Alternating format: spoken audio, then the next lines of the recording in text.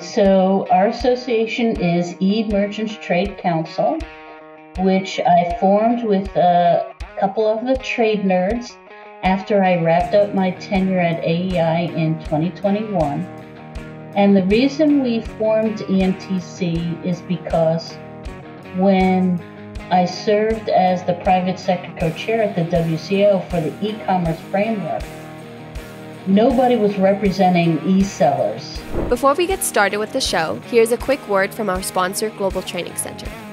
As trade compliance professionals, you want to make sure that your procedures and documentation are completed as correctly as possible to avoid any delays and possible fines. We provide a range of trade compliance courses that will fit your needs. From in-person or web training to recorded on-demand courses, we can train one or even thousands on your team through your learning platform or on our portal. We can even customize a private session for your team. Go to globaltrainingcenter.com to find out more. Hey, folks, we are on for a Simply Trade podcast. This is one that this show is going to be one of our regulatory affairs. So what would we call this, Lalo? I guess my memory is as long as a turtle's tail here. Just affairs, yes. Simply Trade Affairs. Simply Trade Affairs. Okay. Anyway, we got a few different aspects of it. But this could be one that you need to listen and hopefully be able to take action on, but you also need to look at this. I'm going to tell you right now, you need to be prepared to communicate some of the effect on this up through your management chain. In particular, you need to be looking at it from a your tax accounting side, your international trade types perspective of the impact on this. So we're going to get into this in just a moment, but this is going to be a show that you really need to be looking at it from a scenario, not only from a personal perspective, but also from a corporate one that will hit your bottom line here and negatively. So anyway, we're going to get into this in a second. But Lila, we've got somebody that I have a lot of respect for and has been in the industry for a while. And we're going to be bringing on Marianne Rowden today. She formerly was AAEI, and I'll let her advise what her new company is. But before we get into that, anything that you want to start off with here? No, I guess on my point of view, what I wanted to, and we'll talk to Marianne about this, but I want to also kind of emphasize and make this clear that companies are affected by this. You know, they're this new way of thinking for digital trade. But anyway, the thing is that consumers at the end of the line are also going to, it's kind of one of those things where the normal citizen might be saying, okay, well, they're doing that, I'm not paying for it. Well, yeah, you are, and you're not maybe seeing it as an extra tax or duty or whatever, on your end, but it's getting attached to that final price you're paying. And, it does affect all of us. And it's one of those things that we like to say, sometimes you figure out that some kind of policy is indirectly, not indirectly. It's like one of those, it's not a big deal. It's not going to affect me, but it actually does. This will. This will affect everybody. Yeah. And I was going to say, and it's one of those things that it's not just like the buyers of products being imported, but meaning companies that are buying. It's like every single consumer. You buy on Amazon, you buy on Etsy, you buy on Shopify, whatever it is. We'll let Marianne expand on that. But I was just trying to just kind of preempt that, only in the sense that it's one of those things that does affect everybody. So, well, all said and done, we're folks. Obviously, Lalo was talking about. You mentioned it is digital trade, and in the digital, if you will, part of our economy. So we're going to get into that. But all right, Marianne, welcome to our show. This is your second go around here, I guess, with us, and really appreciate it. So forgive me. I have, again, like I said, my memory is as long as a turtle's tail and just as fast, and I don't have my notes in front of me. What is the name of your company, and what are you doing nowadays? So our association is E-Merchants Trade Council. which I formed with a couple of the trade nerds after I wrapped up my tenure at AEI in 2021. And the reason we formed EMTC is because when I served as the private sector co-chair at the WCO for the e-commerce framework, nobody was representing e-sellers. The marketplaces and the express air couriers did a pretty good job, but at some point their interests diverge. So one of the big issues when we were developing the bylaws for the association is the scope of who and what the association would represent. And at the urging of a friend in Australia, we decided to structure our bylaws so that not only did we deal with the cross-border movement of physical goods, but digital goods as well. And I'm so glad we did that because there's a symbiotic relationship between the two of them.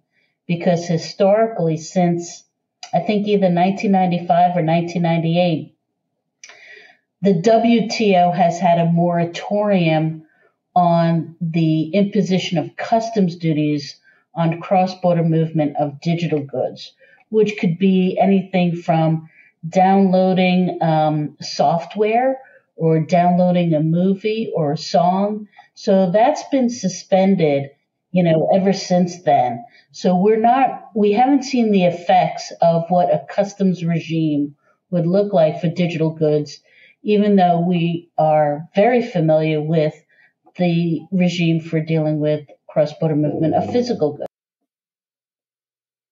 Well, all said and done, folks, as you're getting into this, is that the scenario was not for the governments to not tax digital transactions is what we're basically boiling down to, however it works out. Now, with that said, you made reference to the WTO. So for those of us that are out there that not sure what that is, that's the World Trade Organization. It basically is a government's trade association, and again, of governments, where they get together, and the whole purpose of it is to, try and promote the international trade amongst countries and do it on a fair basis, if you will, trying to level the playing field for people.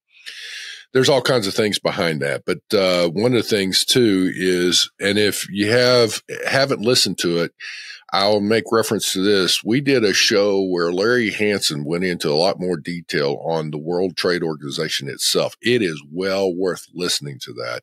We've had a lot of people say that was like you're sitting in a college seminar or something, college class on it. That was a great, somebody wanted to listen to. That's worthwhile. All right. So where we're at now is that as we look at digital transactions, and you just gave an example, you download a movie, you are listening to the internet radio, you listen to music, you listen to, or you watch different shows. That's one thing. The other is, you're doing some shopping. So you come up and you pull up, again, Amazon, Walmart, Etsy, eBay, all those kinds of things. And you do your order and all that. When you're doing that, you're not necessarily looking at, is this a domestic transaction or an international one, meaning that whoever's supplying that or selling it is from outside your borders. You're just looking at it and making the transaction. All that to say, there's then other things, ordering a part for your car, your mechanic orders up a part or something for your car if you take it in. Just stop and think all the banking transactions, all of the, your paycheck gets down and deposited automatically through ACH into your account. You pay for a bill through ACH and things of that nature. All those kinds of, there's so many just different, your doctor and your pharmacies and all of that. So all said and done with all those things, it's one of those things where I would say that up to this point, there has not been a tax levied by the government, at least in the U.S., on those digital transactions. I mean, we're talking massive numbers of digital transactions. And so then the question is, well, all right, as they're going through that, the U.S., as you just said, there was a moratorium back in the late 90s that apparently the U.S. adopted to say with the WTO, not to, for all WTO members, not to look at taxing that and regulating. And that gets renewed every 2 years at the WTO Ministerial, which is held in December. This year it's going to be in February 2024. But every 2 years that moratorium has to be renewed. And over the last couple of years, India, South Africa, and Indonesia have fought that renewal. Right. Well, with that, here's the scenario.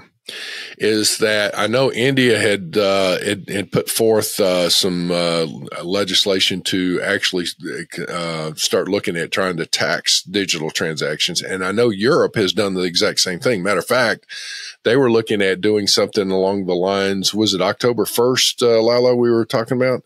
But the digital transactions and where they're trying to tax it, the government's just different governments basically see all these digital transactions as a way for another revenue source. Now, how that's going to impact things is going to be a little different. So laying the groundwork here, what we've said so far for our listeners is that basically looking at digital transactions, it is a massive effect on everyone's lives, whether individually, corporately, and all that. So, Marianne, why don't you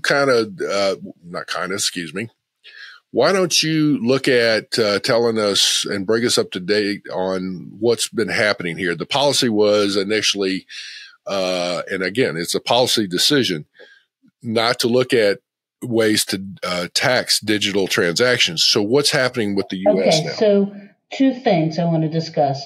One about the taxes. So the U.S. very early on, just like the WTO, we decided not to levy sales tax on. When I talk about e-commerce, I talk about movement of physical goods. Digital goods is electricity or the downloads like we talked about. The United States didn't tax or regulate the internet in the 1990s, and so our tech industry became very large. Other countries did regulate. The classic example is the European Union GDPR, which is the Global Data Privacy Regulation. And so when the internet economy became so big, the European Union and other countries, including Canada, wanted to tax the big tech companies.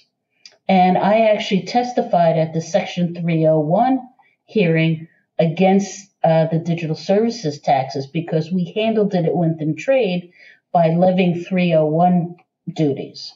So that's the tax issue. But what we're talking about here is slightly different. This is the overall policy. So when we talk about digital trade, it's all about the data. And there are three basic principles that the U.S. championed. First was the cross-border movement of data, the free flow of cross-border movement of data. The second is we wanted restrictions on data localization requirements. So what that means is we don't want countries to say, well, any data relating to our citizens has to stay in our country and you have to have servers in our country. Okay, so that cuts down on the inefficiencies of global technology companies. And the third issue is what we call, we didn't want restrictions. We wanted restrictions on access to source code. So there are many countries like China's probably the best example where they demand for national security reasons access to a company's source code. And that, of course, is the black box. That is the intellectual property and the value of those companies.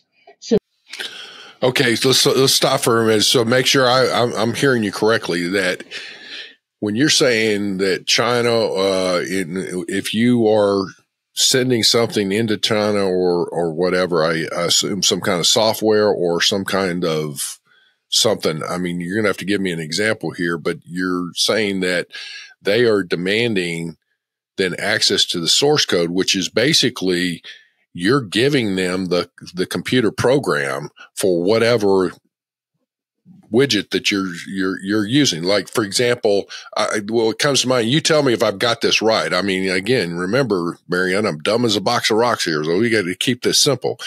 Let's say that there is a medical machine of some kind that has a monitor on it, and it's going to have some software that helps run that. So when you send that into China and there's the software that goes with it, are you telling me that in this particular case, China and maybe some other country is demanding the source code of that software? And these principles work in tandem together. So not only does a U.S. company have to, let's say, give them access to the source code, but then you would have to set up servers in that country with all the data related to the customers in that country. So they sort of work together to fragment what global tech companies are able to do in a more liberalized trade environment. But Marianne, isn't that almost like counterproductive of the U.S. to be not counterproductive, but contradictory to what the U.S. might be doing? Because I mean, when we go to China right now, we're saying our intellectual property is ours and it belongs to the company and not to the Chinese government, which not government, I'm sorry, indirectly the government, but anyway, to China, because isn't right now the regulation, or not the regulation, but the rules are that you do need to share that intellectual property in order for you to do business or establish business in China. I mean, so what's the difference between a hardware like an iPhone, for example? I have an iPhone and here's my specs and here's my everything on how I built that iPhone. We don't want to share that with them as much as we don't want to share the source code. I mean, to me, the source code is the design, the specifications, the architecture, the blueprints. You know, that's what makes the software. You know, Lalo, the way I would explain it is there's a difference between the technology requirements versus the business rules. So China has really forced U.S. and any foreign company to have a joint venture with a local partner so that they can get access to the technology through the back door. This, in some ways, is a more direct through the front door access to that technology. Okay, so the one thing I want to be careful of here, though, is we're kind of getting off track a little bit here, because the fact of doing business in China and this is not necessarily just a China issue. Let me pull us back out. Looking at digital transactions, though, and in particular, we'll talk the e-commerce world. So we're going to focus now on selling and buying product. In that scenario, what is this policy change that has happened with the U.S.? So let's separate out the tax issue from the movement of digital information issue, because that is what we're talking about here. So in 2019, so we've been working on the WTO e-commerce agreement for several years. And that would be like the trade facilitation agreement or any of these big multilateral, or in this case, plurilateral agreement. Not 100% of the WTO countries, but a good majority of, I think about 80 countries.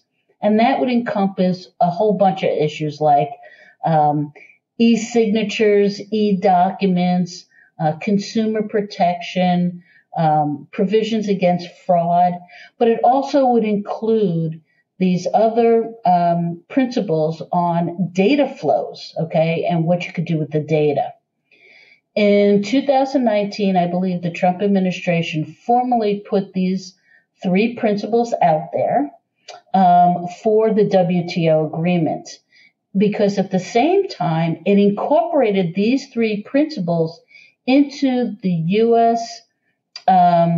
Mexico-Canada agreement. So these are actually enshrined in the digital trade. It's Chapter 15 Chapter 19, there's an actual digital trade section in USMCA. It had previously been in TPP, but as we know, that the United States pulled out of the TPP. So the administration did take a lot of that digital trade material and put it into USMCA. So let's look at it on a practical level. Think of any large U.S. tech company. I don't care whether it's Facebook. I don't care if it's Amazon, any of the social media companies. Many of those social media companies that obviously would benefit from these liberalized data policies are also used to sell goods for e-commerce purposes, the selling of physical goods. So the U.S. Trade Representative announced on October 25th, 2023, at the World Trade Organization in Geneva, when there was a meeting for the e-commerce agreement negotiations, that they would no longer support these three principles for free flow of data and these other restrictions to source code and data localization. Now, the reason this is significant is this is such a departure from, the last three administrations in terms of their policy towards liberalized trade for digital goods, okay, and how data should be treated. So there was a briefing apparently on Capitol Hill to Senate Finance Committee staff, but Capitol Hill, the tech industry, and the trade community was caught off guard by this change in policy. And so the reason this is so significant for those of us in the trade community is this was the last big piece of trade liberalization of digital trade and the regulation of digital goods and digital technology. And so the United States was the leader in a liberalized trade regime for data that would be ensconced or integrated into that e-commerce agreement. So when the U.S. pulled back from support of these policies, having gotten them through USMCA, people were pretty stunned by it. And so it's caused a lot of consternation. Okay, so let me add this. All right. Who was it in the government? What area was the one that made this announcement that they are moving away from this and making a change? That's an interesting question. Is it Department of Commerce? No. This is the U.S. Trade Representative, who is our trade negotiator within the government. So they sit actually in the executive office of the president, part of the White House. But, Ambassador Tai, she is at a cabinet level, and she's an ambassador. And that was elevated to cabinet level in the Clinton administration. All right. So with the U.S. Trade Representative doing this, again, is the U.S. Trade Office, if you will, is apparently where that's fallen up under. All right. So that scenario, what would be in this policy change? I guess where I'm going is it's like, okay, so they're making a policy change initially in how they're approaching things. What do you foresee as being the potential risk here? What do you think that the government can do or is planning on doing? I think this is a big risk. Number one, again, the Europeans and other countries, they are regulating the digital economy because they have no consequences, whether it's on the regulatory side or on the tax side. So the European Union loves taxing the big tech companies because they don't have a tech industry. We do. Okay? So this agreement would have been the last big agreement because the digital services have become such a big part of trade, but as a percentage in comparison to goods, that this is where the economy is growing and where the U.S. strength is. Now, the other way to sort of anticipate your question, the digital economy, the European Union has decided to develop a whole new body of law on the digital economy at the European Union level. And one of the reasons they did that is because they really want uniformity among the 27 member states. Well, with that, again, I guess I come back to get yourself proficient on this. If you are anybody that is on the compliance rail, it doesn't matter what position you're in. You need to get with your company and bring this one up to your upper management, because this is something that it will take a little while for this to go through. But I'm telling you, folks, this is something that has a tremendous amount of impact on every one of us, both individually as well as, business wise. So all said and done, I would say, one, get yourself proficient. Marianne said that, look at both the U.S. Chamber, the other, what is the website for your organization? It's www.emtc.org. Okay. And with that, I would say, you really need to develop a strategy on getting your, how to influence this with the congressional side. There's several trade associations out there. It would be good to probably align with some of them and take a look at that. So, Marianne, I guess what I'm going to ask is that any last words on this, and can you keep us informed on this? Absolutely. This is moving very fast, but as we've learned from the carbon, the CBAM, and other things, forced labor, the trade professionals get stuck with processing all this. So regardless of what happens with the policy, you're going to end up filing, the entries for digital goods and the classification. And we have no idea how that's going to work. I'm aware of only one country that's sort of doing that, and that's Indonesia. So we just talked to Ian Saunders, who is a Deputy Assistant Secretary of ITA at the Department of Commerce. He has been elected to be the Secretary General of the World Customs Organization.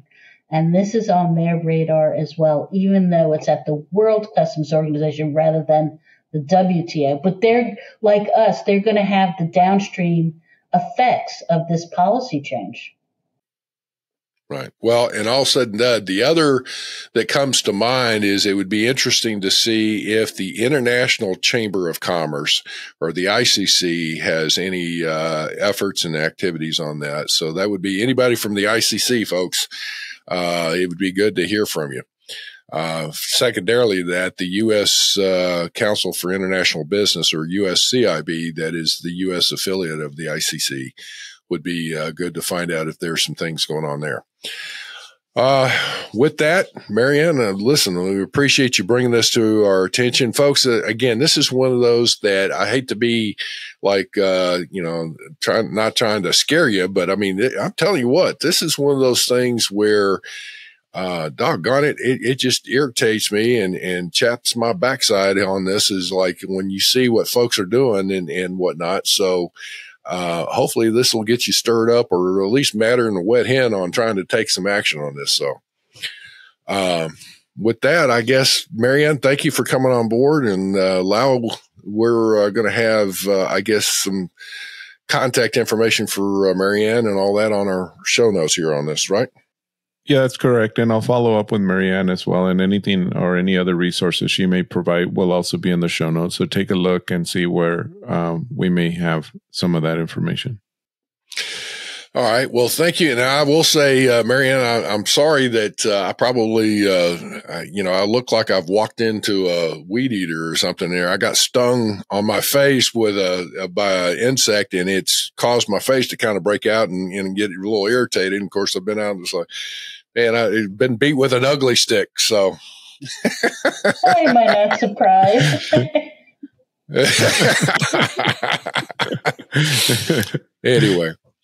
All right, folks, listen, we appreciate you. And again, like us, share us. Please reach out to us on LinkedIn, both Lalo and myself, as well as our show, as we are trying to build up connections through the LinkedIn is obviously one of them. We've got X, we've got other things. We're going to be trying to reach out on Facebook and all that, but we really appreciate your listenership, and we could use your help because we're approaching new milestones. So please, please, please subscribe, share, like us, make comments, whatever you got to do. With that, have a great day. Thank you very much for joining us. Simply Trade is brought to you by the generous contributions of Global Training Center. You can follow the show and GTC on LinkedIn or Twitter and other social networks. Make sure you check out the show notes in the description for a full rundown of today's show with all the important links. Also, make sure that you share this with a friend and subscribe on your favorite streaming platform. We really like hearing from you. If you enjoyed the show, make sure to rate and review wherever you listen to this podcast. If you or someone you know would like to be a guest in the show or would like to sponsor Simply Trade or suggest any topic you would like for us to discuss, please contact us via email at simplytrade@globaltrainingcenter.com, or you can DM us on Twitter at simplytradepod. Thank you again for the privilege of your time. Happy trading. Simply Trade is not a law firm or an advisor. The topics and discussions conducted by Simply Trade hosts and guests should not be considered and is not intended to substitute legal advice. You should seek appropriate counsel for your own situations. These conversations and information are directed towards listeners in the United States for informational, educational, and entertainment purposes only and should not be substituted for legal advice. No listener or viewer of this podcast should act or refrain from acting on the basis of information on this podcast without first seeking legal advice from counsel. Information on this podcast may not be up to date depending on the time of publishing and the time of viewership. The content of this posting is provided as is. No representations are made that the content is error-free. The views expressed in or through this podcast are those of the individual speakers, not those of their respective employers or Global Training Center as a whole. All liability with respect to actions taken or not taken based on the contents of this podcast are hereby expressly disclaimed.